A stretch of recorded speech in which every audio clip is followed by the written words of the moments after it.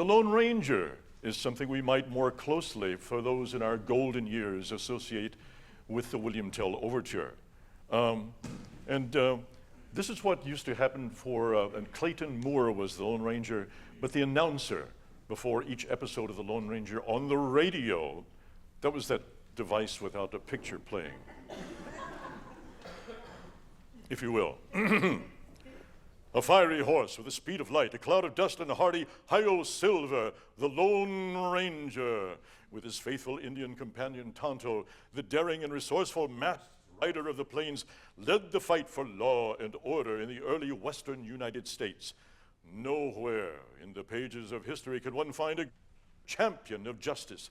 Return with us now to those thrilling days of yesteryear.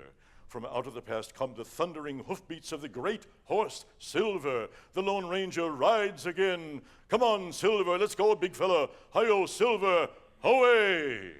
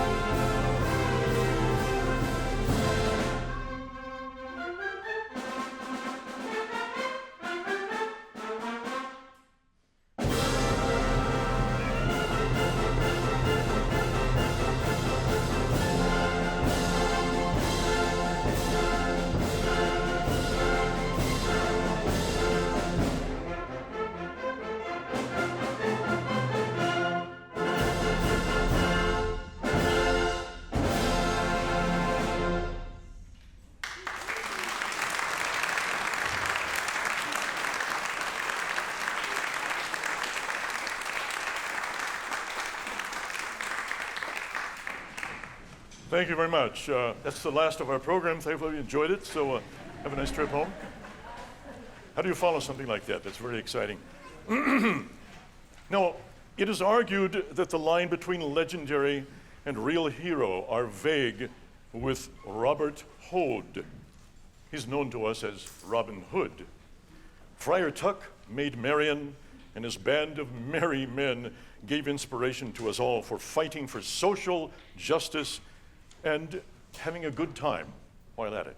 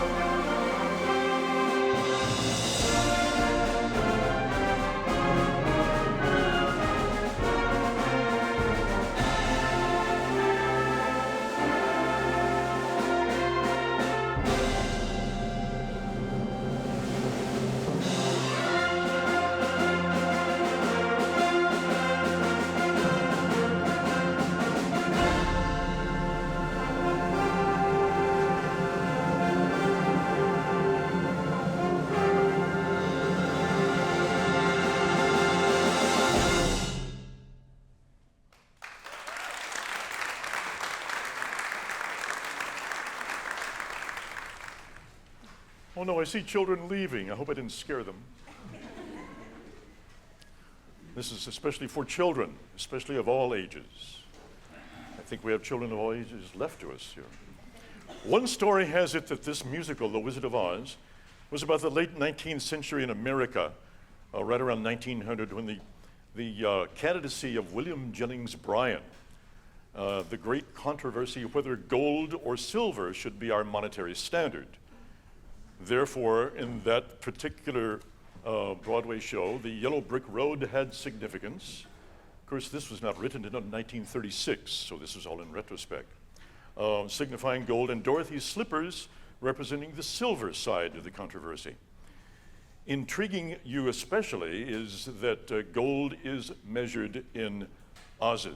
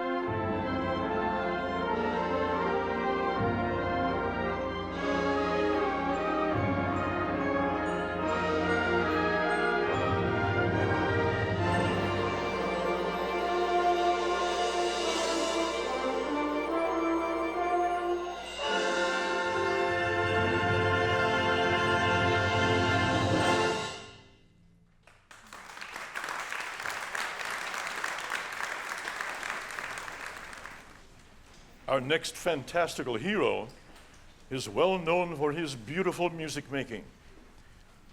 While rubbing your legs together is not recognized as a musical technique, Jiminy Cricket's singing of this song has become part of the American culture. A great song from Disney's Pinocchio, which translated from the Italian means pine eyes. And that's what his eyes were. They were the pine knots in the wood. Pinocchio, pine eyes. In a serenade played by Les Seminole, trumpet soloist, here's When You Wish Upon a Star.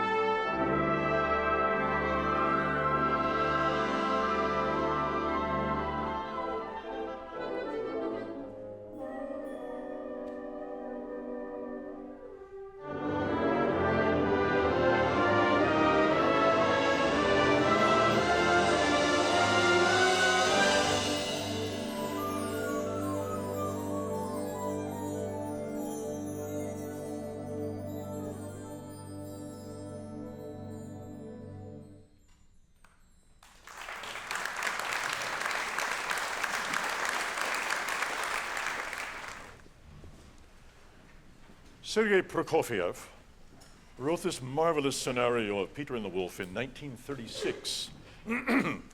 It took him only 4 days to compose it. I think he had an inspiration. It's in the style of Richard Wagner in at that he chooses musical motifs for each of his characters. There's Peter's friend, the bird, played by the flute, and this is Cindy playing the motif for the bird.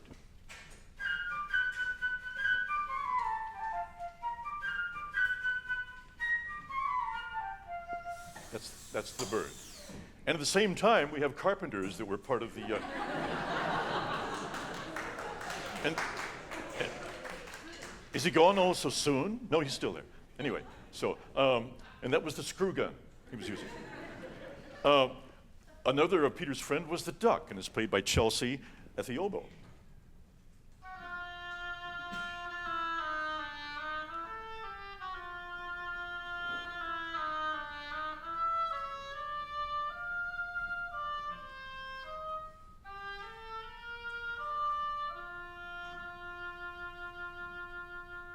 I think it's a very sexy cat.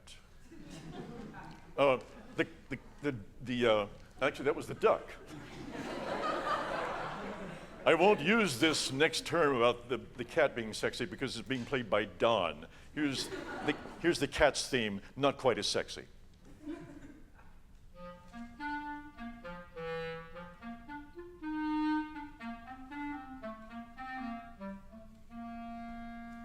That's the cat. There's one other character that has a single melodic line that's identifiable throughout the short scenario, and that is Peter's grandfather, and that's played by the bassoon. Can you hold up a bassoon for us to see? Let's see a bassoon in its full glory. And you know, it's actually twice as long as it looks because it doubles back on itself inside. But here's the grandfather theme played by Cheryl.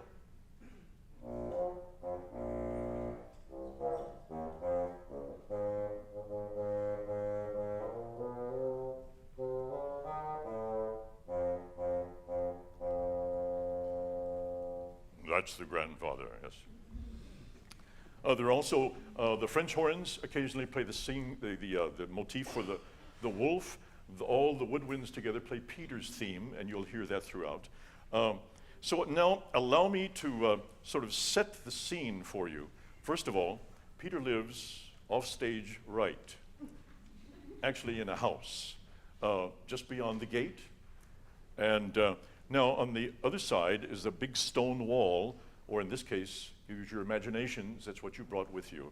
And there's a big stone wall indicated by the position of the ladder. There's a large tree which hangs over the stone wall, and that's where the bird lives, and sometimes the duck gets up there, but it's not supposed to, or the cat, indeed. Okay, there is a beautiful green meadow here, and the people down in the first two rows are in the best seats in the house because you're sitting in the middle of the pond. Here's the story of Peter and the wolf. Early one morning, Peter opened the gate and went out into the big green meadow.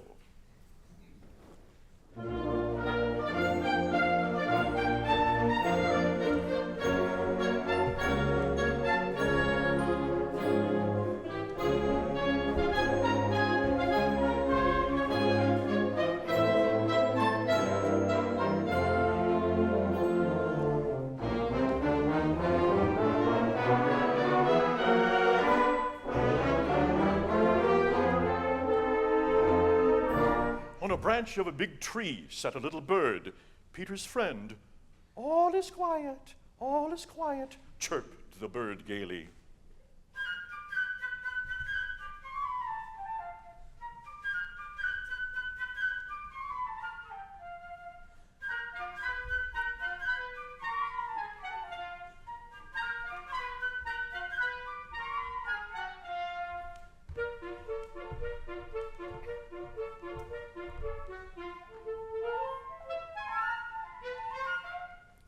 Just then a duck came waddling around. She was glad that Peter had not closed the gate and decided to take a nice swim in the deep pond in the meadow.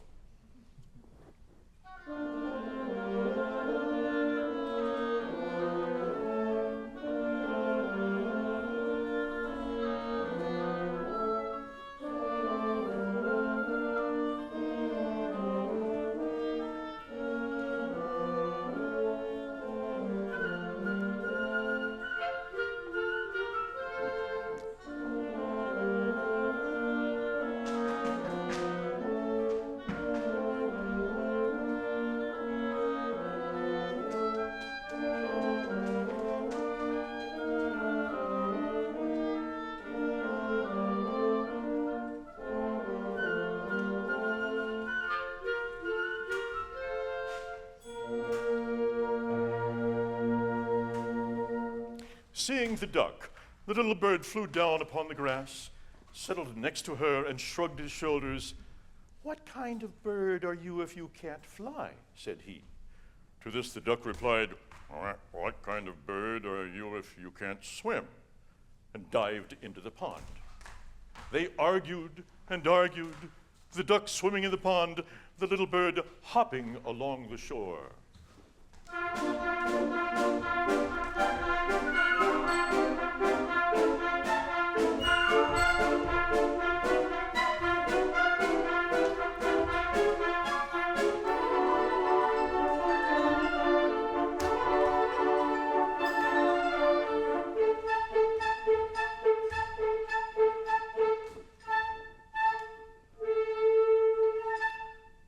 Suddenly, something caught Peter's attention.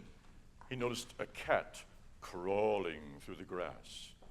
The cat thought, the bird is busy arguing. I'll just grab him. Stealthily, she crept towards him on her velvet paws.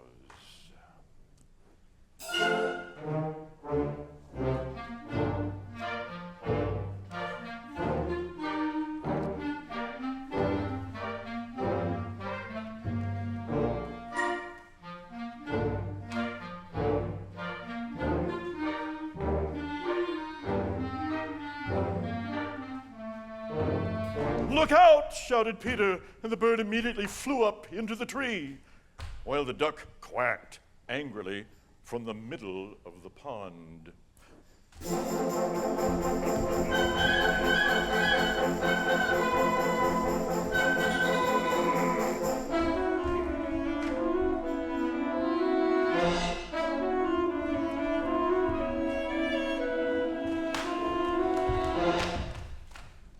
The cat walked round the tree and thought, is it worth climbing so high?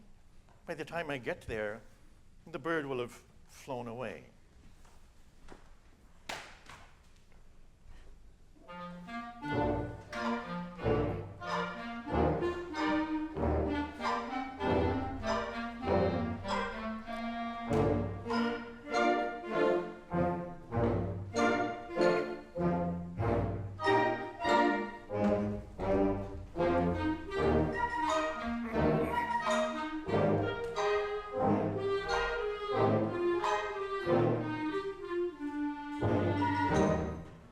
Grandfather came out.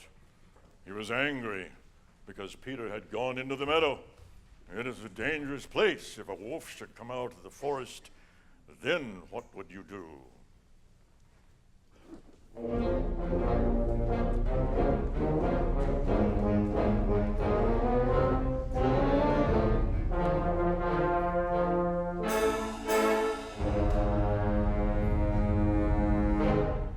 Peter paid no attention to Grandfather's words. Boys like him are not afraid of wolves. But Grandfather took Peter by the hand, locked the gate, and led him home.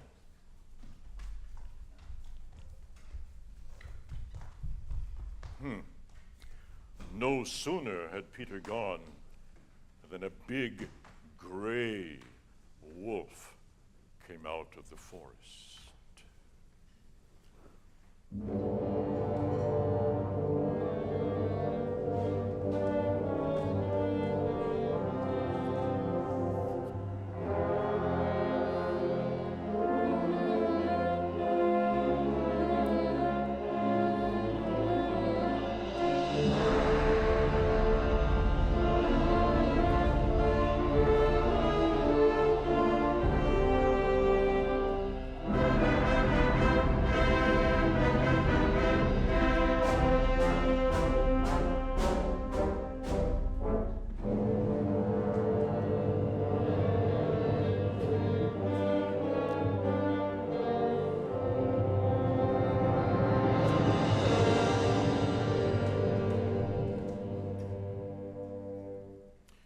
In a twinkling, the cat climbed up the tree. The duck quacked, and in her excitement, jumped out of the pond. But no matter how hard the duck tried to run, she couldn't escape the wolf. He was getting nearer, nearer, catching up with her, and then he got her. and in one gulp swallowed her.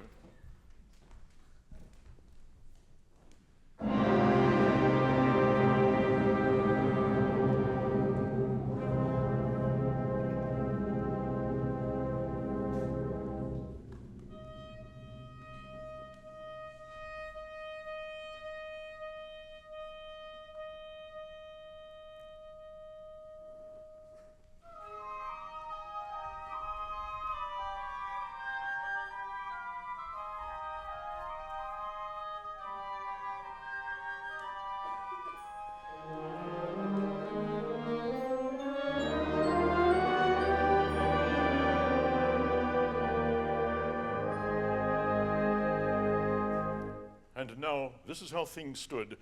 The cat was sitting on one branch, the bird on another, not too close to the cat.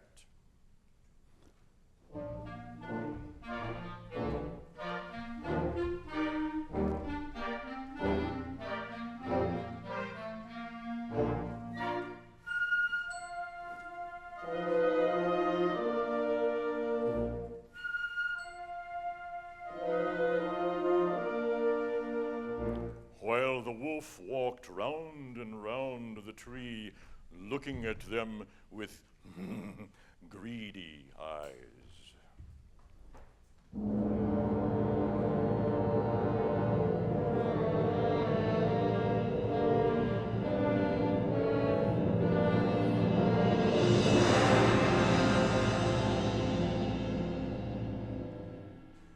In the meantime, Peter, without the slightest fear, stood behind the closed gate, watching all that was going on.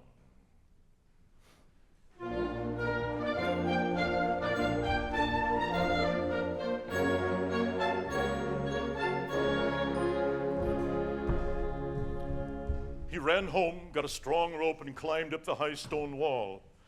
One of the branches of the tree round which the wolf was walking stretched out over the wall. Grabbing hold of the branch, Peter lightly climbed over onto the tree.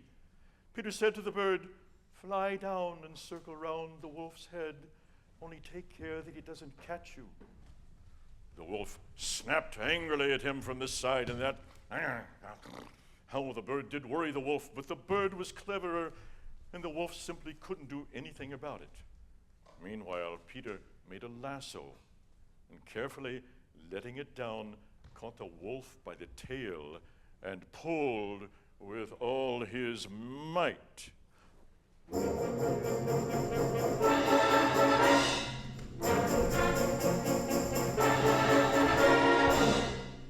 But Peter tied the other end of the rope to the tree, and the wolf's jumping only made the rope around his tail tighter.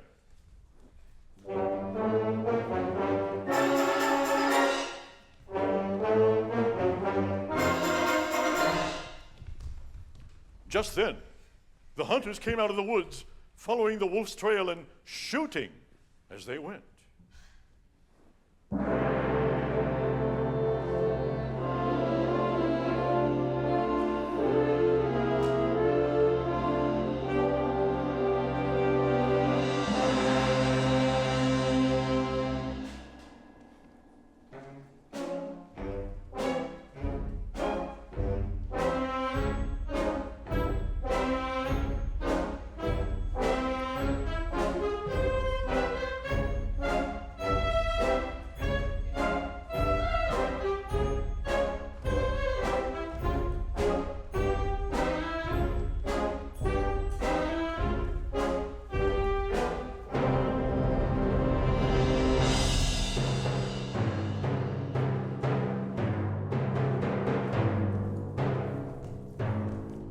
But Peter, sitting in the tree, said, "What are you doing? Don't shoot. Peter and I have caught the wolf. Now help us take him to the zoo." Imagine the triumphant procession. Peter at the head, after him the hunters leading the wolf, and winding up the procession, Grandfather and the cat. Grandfather tossed his head discontentedly. "Well, and if Peter hadn't caught the wolf, what then?" Above them flew birdie, chirping merrily. My, what brave fellows we are, Peter and I. Look what we have caught.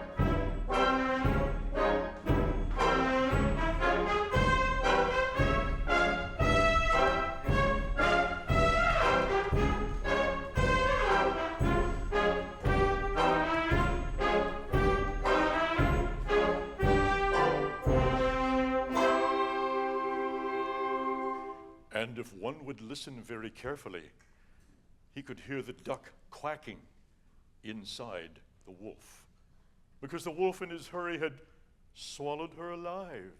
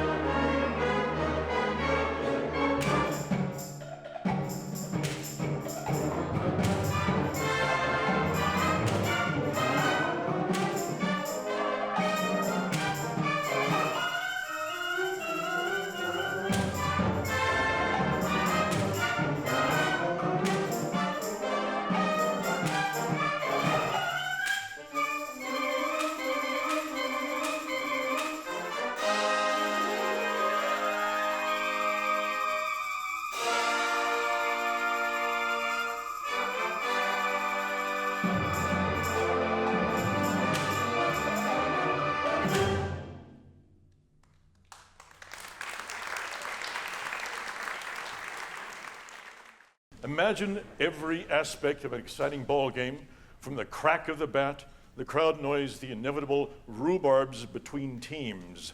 Here is pastime.